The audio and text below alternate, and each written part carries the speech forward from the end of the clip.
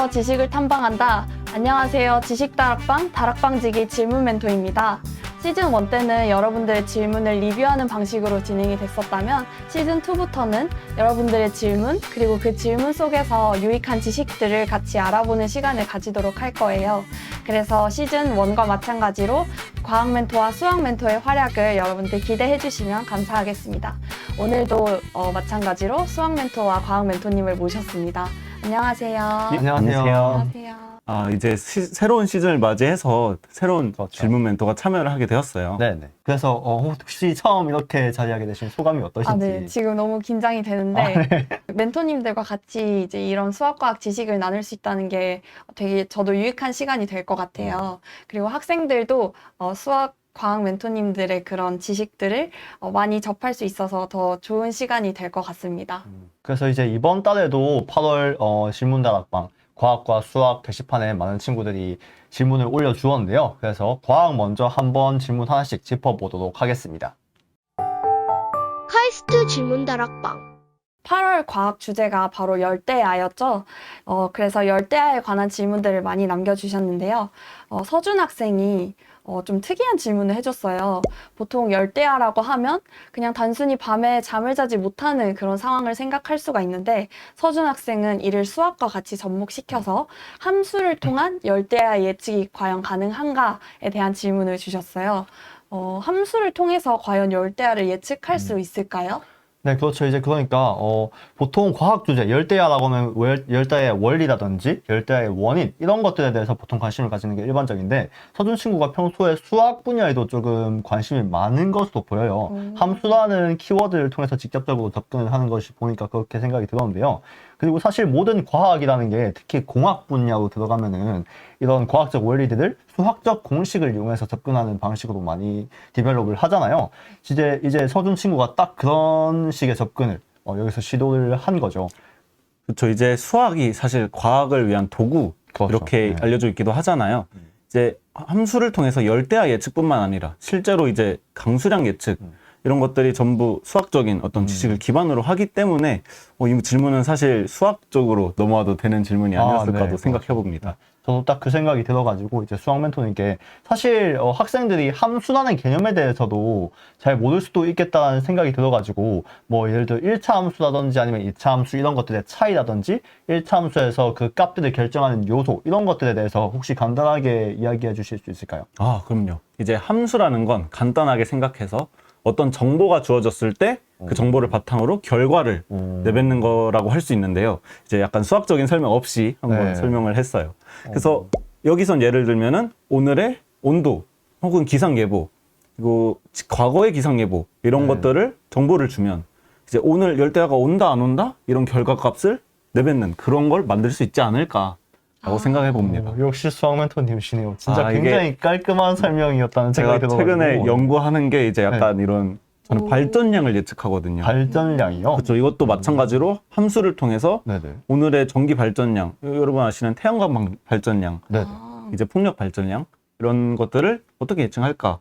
이런 것도 마찬가지로 정보를 주면 오늘의 발전량은 얼마다가 나오는 거죠. 그럼 이제 함수를 만들 때 가장 중요한 게 그 함수에 어떤 정보를 줄지가 이제 중요한 거잖아요. 그렇죠. 이제 서준 학생은 질문의 배경에 뭐 기압, 습도, 온도 이런 것들을 이야기를 해줬는데 뭐 풍향 이런 것도 될 수도 있고 그렇죠. 뭐 지형 이런 것도 사실 함수의 정보로서 들어갈 수 있다는 생각이 들거든요. 또 혹시 생각나는 정보 같은 게 있으실까요? 이게 또 약간 벗어난 얘기일 수도 있지만 혹시 나비 효과 뭔지 나비 들어보셨나요? 네. 나비 효과가 뭐죠? 이제 아주 작은 나비의 날갯짓으로부터 네. 이제 어떤 일이 일어날지 모른다. 심지어 토네이도가 일어날 수도 있고. 근데 이제 약간 이런 것도 있죠. 세상의 모든 정보들을 다 입력해서 넣으면 사실 앞으로 일어날 모든 일들을 예측할 수 있다. 이런 말도 하잖아요. 그게 라플라스의 괴물이라고 하는 설이 있다고 알고 있거든요. 이거는 또 제가 모르는 영어인데 역시 과학 멘토님. 그래서 사실 모든 정보를 잘 조합하면 우리는 웬만하면 결과를 얻을 수 있어요. 그런데 그 모든 정보를 조합하기 사실 쉽지 않죠. 네, 그렇죠. 그래서 이제 우리가 중요한 정보만 넣어서 어떤 형태의 함수를 만들지 이게 사실 중요한 요소로 작용할 것이다 라고 생각합니다. 그러면 함수에 들어가는 그런 각각의 값이나 인자도 중요하지만 그 함수를 어떠한 형태로 가공을 하는지가 그렇죠. 오히려 더 네. 중요한 일이 되겠네요. 그렇죠. 예를 들어서 이 열대야의 가능성이 그냥 기압이 얼마 이상일 땐 열대야가 발생하고 얼마 이하일 땐 기압이 발생하지 않는다 이렇게 단순하게 나눌 수도 있고 혹은 기압이 뭐 이상하지만 뭐 이제 1 이상 뭐 얼마 이하 이런 식으로 나눌 수도 있고 이제 그 방법에 따라서 좀 더 다양하게 복잡한 형태로 함수를 표현할 수 있다. 그렇죠. 그러면 함수를 통해서 이 상황이 열대야다 아니다를 결정짓기 위해서는 그 열대야가 과연 어떤 기준을 가지고 있는지도 저희가 잘 알아봐야 될 것 같은데 혹시 이 기후가 열대야인지 아닌지를 판별하는 기준 같은 게 있나요? 일단 열대야의 정의 자체가 사실 그렇게 학술적인 곳에서부터 출발한 게 아니었어요. 그래서 이제 이번 질문다락방에도 굉장히 많은 학생들이 그 열대야의 정의가 무엇이냐에 대해서 관심을 많이 가져주시긴 하셨는데요. 일반적으로 이제 밤의 기온이 25도 미만으로 떨어지지 않는 현상을 말을 하고 있고요. 또 그러기 위해서는 낮과 밤의 또 온도 차이가 굉장히 적어야 된다라는 기본 전제 조건이 필요하게 되는 거죠. 그런 상황이 이제 많이 발생할 수 있는 것이 뭐 습도가 굉장히 높다거나 아니면 그날 해를 구름이 가져가지고 뭐 열복사 이런 것들이 차단된다거나 그런 상황에서 이제 밤의 기온이 많이 하락하지 않는 상황이 발생하기 때문에 그때 열대야가 발생을 했다라고 보통 뉴스에서 많이 이야기를 하는 거죠. 아까 말씀 중에 열복사라는 단어가 등장했는데 네. 뭔가 과학적으로 조금 어려운 단어일 수 있을 것 같아서 자세한 설명을 좀 부탁드릴게요. 네, 그렇죠. 이제 사실 모든 물체는 열을 흡수를 하고 또 그 열을 방출하는 효과도 동시에 가지고 있거든요. 이제 사람도 마찬가지로 체온이 있잖아요. 그 체온을 주위에 발산하는 에너지 형태로 발산을 하게 되는 거죠. 또 뭐 대표적으로 적외선 카메라라든지 네. 이런 장치들이 이제 사람들의 일반적인 물체들의 그런 발생하는 에너지 자체를 확인할 수 있는 그런 도구들로 활용을 할 수 있는 거고요. 마찬가지로 지구 자체도 땅 자체도 이제 태양이 내뿜어낸 에너지를 흡수했다가 다시 방출하는 작용을 하기 때문에 그런 일련의 작용들 보통 복사 현상이라고 많이 정의를 하고 있습니다. 그리고 그 복사 현상이 열을 통해서 방출되는 거를 바로 열복사라고 하는군요. 네, 그렇죠. 카이스트 질문다락방. 네, 다음 질문은 성민 학생의 에어컨의 작동 방식에 관한 질문이에요. 저도 에어컨의 작동 방식에 대해서는 잘 모르는데 혹시 어떻게 작동하는지 알고 계신가요? 일단 성민 학생은 에어컨이 안에 있는 이제 뜨거운 공기를 이제 빨아들여가지고 그걸 겨울에 온풍 효과로 쓰고 싶다라는 질문을 던져 주셨어요. 이제 일반적으로 에어컨을 틀면은 방 안의 공기가 점점 차가워지니까 이렇게 이야기를 해주신 것 같은데 이제 조금 기계를 분석을 해보면 에어컨이라는 기계를 분석해보면은 4가지 장치로 이제 이루어졌다라고 이야기를 하고 있거든요. 그게 압축기, 그리고 응축기, 팽창 밸브, 증발기라는 4가지의 구성 요소로 에어컨이 완성이 되게 됩니다. 보통 에어컨을 집에다가 설치를 하려고 하면은 한 가지 장치가 더 따라오는데 혹시 그게 뭔지 알고 계세요? 항상 밖에 실외기 설치를 그렇죠, 하시더라고요. 그렇죠. 밖에다가 뭘 설치를 해야 된다면서 막 벽에다가 구멍도 뚫으려고 하시고 전 뭐 하는지 몰랐어요 그때. 그죠. 그리고 그 실외기 혹시 주위에서 가까이서 보신 적 있으신가요? 그럼 되게 바람 내뿜는 선풍기 그죠. 느낌? 혹시 가까이 가보셨어요? 아유 거기 위험해 보였어요. 그죠. 실외기가 되게 밖에서 딱 보고 있으면은 엄청 웅웅거리는 소리도 크고 막 바람 같은 게 뿜어져 나오고 있다는 걸 알 수 있어요. 그리고 그 바람이 굉장히 뜨거운 상태의 바람이거든요. 네. 이제 그걸로 미루어 보았을 때 안쪽의 공기는 점점 차가워지고 대신 바깥쪽에 그만큼 차가워진 만큼의 뜨거운 공기를 그대로 내뿜어 버린다 라고 생각을 할 수가 있는 거죠. 그 효과를 거두기 위해서 이제 이 냉동장치, 에어컨인 거죠. 압축기, 응축기, 팽창 밸브, 증발기라는 4가지의 장치가 필요하다고 합니다. 이제 응축기와 증발기가 각각 실외기와 안에 에어컨, 바람을 내뿜는 그런 장치로서 효과를 하는데요. 작용을 하는데 여기에 들어있는 건 사실 공기가 아니에요. 따로 냉매라는 추가적인 물질을 사용해서 그 냉매의 온도를 조절하면서 주변에 있는 공기를 데우고 또 차갑게 만들고 이런 효과를 하는 거거든요. 이제 에어컨뿐만이 아니라 냉장고에도 사용되는 걸로 제가 알고 아, 네, 있는데. 그렇죠. 이따가 말씀드리려고 했는데 잘 짚어주셨습니다. 여기서도 볼 수 있다시피 지금 에어컨의 기본 구성이라고 하지 않고 냉동장치의 기본 구성이라고 하고 있어요. 그 말은 이제 온도를 조절해야 되는 기본적인 장치라면 모두 이런 구성을 이런 구성으로서 응용을 해볼 수 있다라고 생각을 할 수 있는 거죠. 네, 그럼 다음 질문으로 넘어가 볼까요? 카이스트 질문 다락방 8월 수학 다락방 질문 주제가 거리, 최대 최소, 그리고 경우의 수였어요. 그래서 순우 학생이 좌표계 확장에 관해서 질문해 주셨어요. 저 이제 우리가 처음으로 여러분이 배우게 될 좌표계가 아마 직교 좌표계일 거예요. 물론 그 전에 수직선을 배우지만 이제 평면에 우리가 점을 어떻게 나타낼까를 생각해 보면 직교 좌표계라고 해서 이제 가로선과 세로선으로 이은 좌표를 나타내는데요. 그래서 순우 학생이 우선은 격자 평면에서 이제 출발하여 도착하는 이 최단 거리 경우의 수가 몇 개인가를 질문을 시작해서 이제 이 질문을 어떻게 확장할까 이걸 고민해 본 것 같아요. 그래서 이제 2번 질문. 정규 테슬레이션이 삼각형으로 가능하다. 혹시 테슬레이션이 뭔지 아시나요? 아니요, 저도 이 질문을 보면서 처음 들어가지고 굉장히 고급 용어를 많이 구사하는구나라는 생각이 들었거든요. 되게 네. 예, 낯설어 보이지만 여러분이 이미 아는 거예요. 이제 축구공 같은 거 혹시 어떻게 돼 있나 생각을 해보면 네, 네. 오각형과 육각형으로 이제 구면은 아니지만 구면 같은 이 면이 꽉 채워져 있죠. 네, 빈틈없이 채워져 있죠. 그렇죠. 네, 그 네. 빈틈없이 이제 직교 좌표계도 보면은 이제 정사각 모양들로 평면이 쫙 채워진 거잖아요.